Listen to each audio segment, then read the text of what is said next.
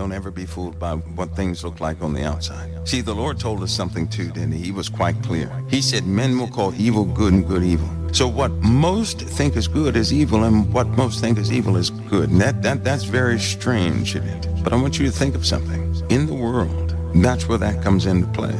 You see, in the world, often we can call something good that's normally fatal. In the world, we can call something fatal that's actually life-saving. So we're not talking about a spiritual decree whether something is good or bad so much, but your outlook in the world. And when we begin to go over all the supporting scriptures for it, before it outbreaks, and then when you see it, certain people, a lot of people are going to be sick to their stomachs. I've already said that. Certainly, if they love the Lord, they're going to be sick, very sick, because everything that resides on the inside of man is going to be shown on the outside quite clearly to all. We've reached a time where it's no longer a crime to be the devil himself. So now things that look much like the devil can manifest, and nobody's going to care, which also will help us, because then we won't operate by the flesh in any capacity. See, the more we're shown that we have made some pretty wrong picks, right? It causes us to operate by the Spirit even more. Once our flesh is proven wrong, then we lay that portion aside and we begin to take up spiritual things in that area, never operating by flesh in that area again. And it takes a situation like that so that people will throw down these parts of flesh that are persistent, that don't want to die. The only way that God has gotten rid of our flesh was to prove our flesh wrong. No one gets rid of their flesh if they believe what they're doing in the flesh is right. So long as one believes their cause or what they're doing is right, they're not going to get rid of it. So what the Lord does, and he's done this from the beginning, is to prove our flesh wrong. That means our minds, that means our decisions, that means our outlooks and everything else. He'll prove it wrong. And then after massive embarrassment, we stop operating by the flesh in that area, and then we walk in truth. You cannot walk in truth if you're walking by flesh, because the flesh only knows these things of this world, and it is contrary to the Spirit. So how does the Lord get us to walk in the Spirit? By destroying all things of flesh. How do you destroy things of flesh? By proving it wrong and making it known. And then once that happens, no one can turn back to it. So yes, there will be a great sickness among the people, a great sickness, because they thought wrong, because what they will see will be made manifest fully in view of all, and then they're going to find out, I messed up. Ironically, it goes for both sides. There is not one side that will be over the other in this one, because both sides messed up big time. And you can't even blame the elements, because the elements, these agents, are doing exactly what they're supposed to be doing. But the Christians are going to be corrected.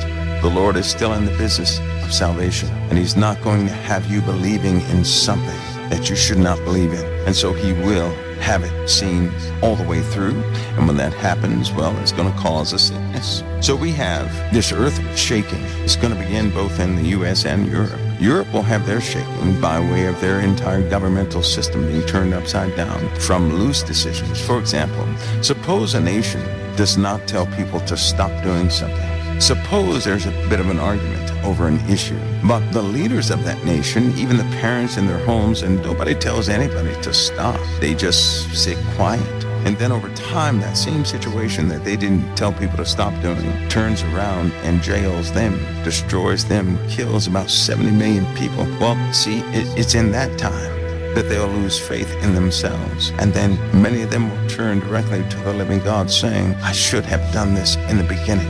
But we all know how that goes. Anybody ever want to go back in time and say, ooh, Lord, give me a do-over. Just 3 days. Let me go back and do something different. I'm not going to fall for that one again, because the outcome was nothing like you thought. You wish you would have not overlooked or did wrong or something of that nature. If you've ever done that, then you realize how terrible it can be when your flesh is proven wrong. Because in that moment, you thought you were doing the best thing, only to find out your best thing that you did, well, you should have did something else. Which is why after it's over, we say, I knew I shouldn't have done so and so. I knew I should not have done this. I knew I should have did that, right? So we have all these post sayings that we do, right? But the Lord has already given us ample instruction for us children to walk in the Spirit, that we don't do that again. But we won't abandon the flesh because we really think that we're right in specific areas, and so the Lord's going to prove that wrong, unfortunately. What we have now is people are getting together under a banner of lies. And once they see what they've been following, that's going to cause a great sickness. You ever look at a person and then you find that they do something, but the way they look does not fit the profile of what they did?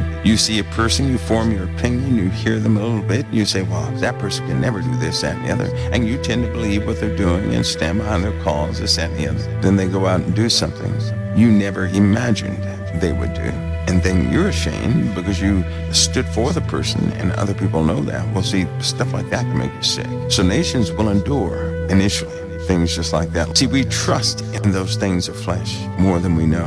And the Lord's going to have that shown to us. He's going to refine us through a multitude of things, and it's already begun. In the sixth seal, after the heavens are departed like a scroll when it's rolled together, and every mountain and island are moved out of their places, it says, and the kings of the earth, and the great men, and the rich men, and the chief captains, and the mighty men, and every bondman, and every free man, hid themselves in the dens and in the rocks of the mountains. They hid themselves. What could be so bad that all the mighty men, all the chief men would hide themselves? You know, that means they have no defense. Sure enough, in the other scriptures, during this time, they barely made it. Many of them did not make it. Many of them died on the battlefield. What we have here is a disarmament of all the armies in the earth prior to this time. So many won't be alive. Remember Isaiah 34, before the sky departs as it's rolled together, departed as a scroll. When it's rolled together, before that happens, all the armies are destroyed. The blood of those armies are melting the mountains. Of course, we know what that spiritually stands for, but the armies are gone.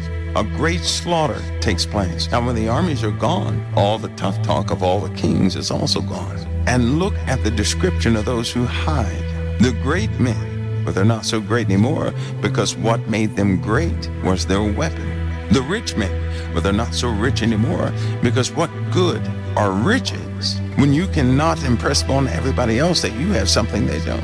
And the chief captains and the mighty men, those are the survivors. Chief captains normally don't go out to the battlefield, do they? The mighty men, they keep back for tactical reasons, just like they did in times of old.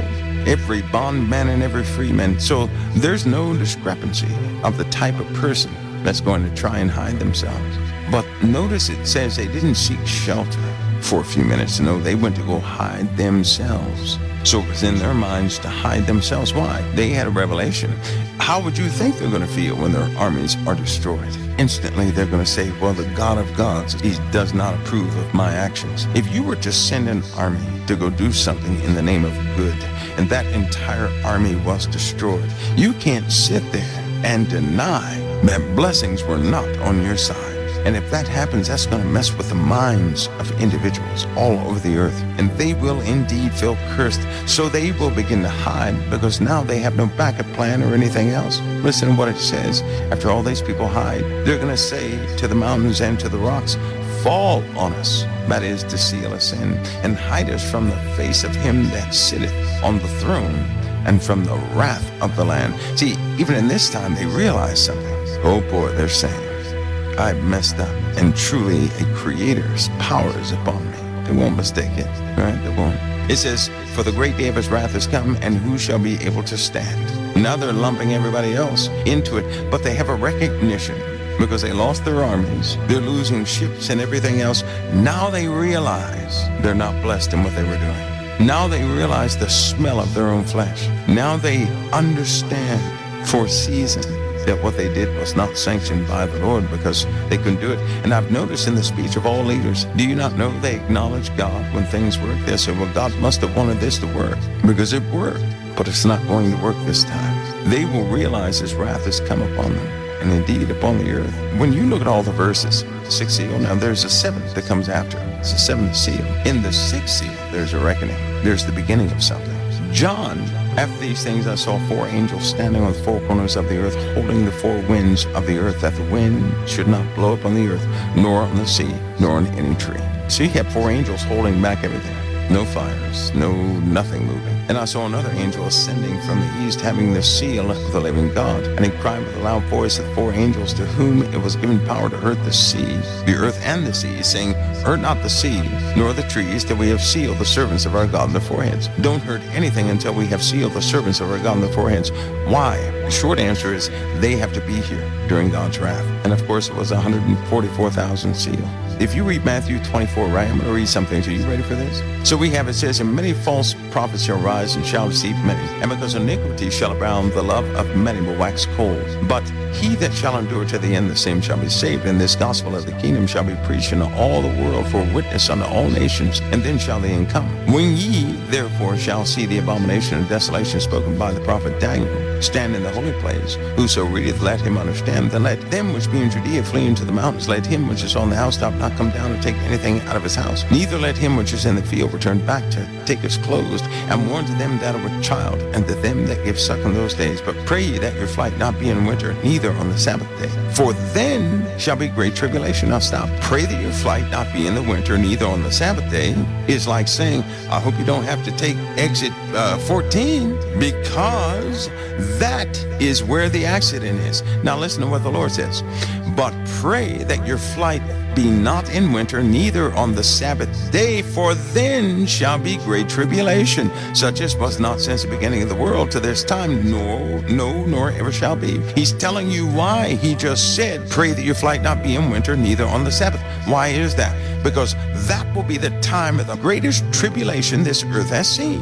That's why. See, there's a semicolon between the verses. So if you continue to read, then you extract what he's saying in context. Now, why is he saying this? You can refer back to the book of Daniel to see why this is the terriblest time in history. Because a group of armies comes into Jerusalem and seizes it. And they start killing people. They ravage the wives. They burn the houses. They take over Jerusalem and everything else. It is a massacre out there. And the U.S. does nothing. I wonder why. It's a massacre out. And that's why he told them to flee and pray that your flight not be in winter. Now, ironically, the winters are becoming quite rough in the Middle East. Snow in Baghdad and all this, that, and the other. It's impassable. They won't be able to escape. They won't escape the armies that are coming into them. Now, right now, Iran is preparing millions of troops. And so is China. It's so funny that right now Iran is preparing their troops. Russia is going to provide the naval operations for those troops. And China has an outbreak of the virus, yet their military is not affected.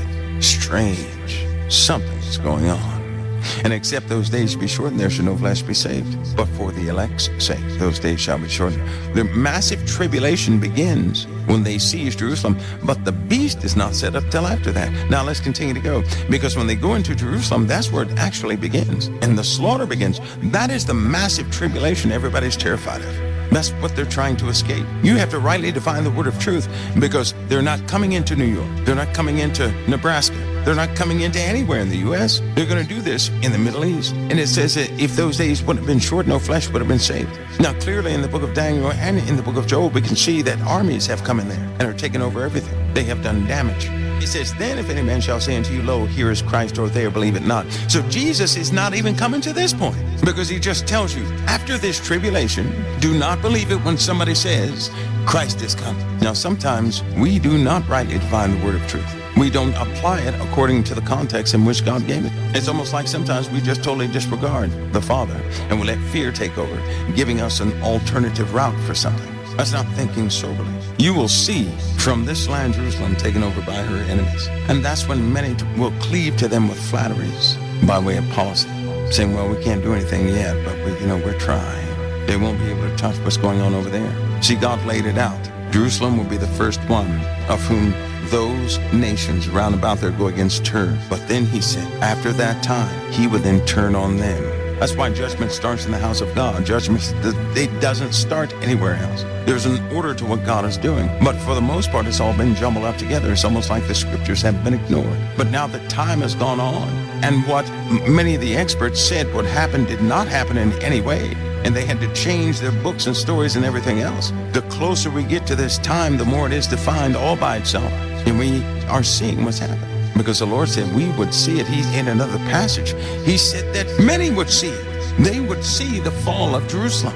They would look from afar off and see that fall of Jerusalem. That's when the scoffers truly came and said, where is the promise of his coming? Now, it always astounds me why scoffers would come at that time. Because what promise of his coming were they talking about? When the Jews don't do that openly. Celebrate the coming of the Messiah. No, I'll tell you, because since time has gone on, there's been another doctrine that stepped in that one can scoff about if a trouble comes. Because see, a lot of people are saying, no, God's not going to have you in this trouble.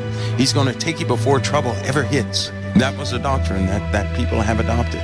They adopted that doctrine, but the bad part about that is when they were born into trouble, and they've been experienced trouble all up until this time. In the book of Daniel, chapter 12, it says, in the most terrible time for the nation of Israel. Here it says, for then shall be great tribulation, such as was not since the beginning of the world to this time, no, nor ever shall be. It said, for then shall be great tribulation. That's what Jesus said. Now let me read Daniel, because Daniel echoes the exact same thing, except there's one detail. And at that time shall Michael stand up, the great prince, which standeth for the children of thy people, Daniel. And there shall be a time of trouble such as was never since there was a nation, even to that time, even to the same time. And at that time thy people shall be delivered, everyone that shall be found in the book of life. He's talking to Daniel about Israel. It's going to be the most terrible time there ever was. That's where it begins. And then it goes out to everywhere else. We're going to be witnesses of this. That's why people are crying afar off, and they can't believe what just happened. And then the Middle East will celebrate.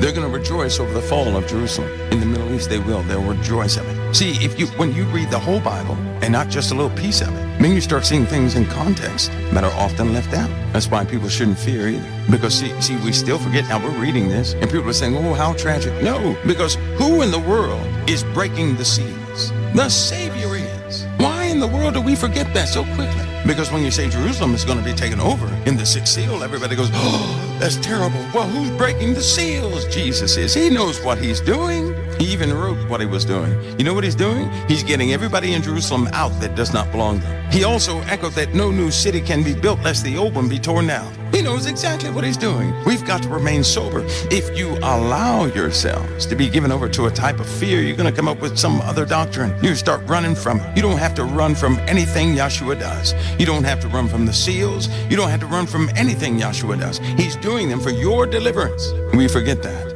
How come they didn't know this back then, you say? Because it was told to Daniel to seal up the book, and when something is sealed, the understanding cannot be had. They didn't understand a little bit ago. But as time has moved on and all this stuff has been disproven, they have no choice but to hear the word of the Lord now. They have no choice but to go back to the word and say, well, let me see if it means something else because my theory failed. See, this is the time when the theories fail. God already said to the prophets what the prophets were going to say. Oh, God, you have greatly deceived us. No, he didn't. No, you jumped the gun and you made up a doctrine and you spread that doctrine for generations and it turned out to be wrong. And then everybody goes back and reinvestigates the true words of the Messiah, and then they finally begin to see the truth. But only after man's ways are proven wrong. Things have to die before you can see the truth, or you will never accept the truth right before you. See, the truth never dies, but a lie will. The lies have to die first before you can ever consider the truth. Sad to say, but that's the way it is.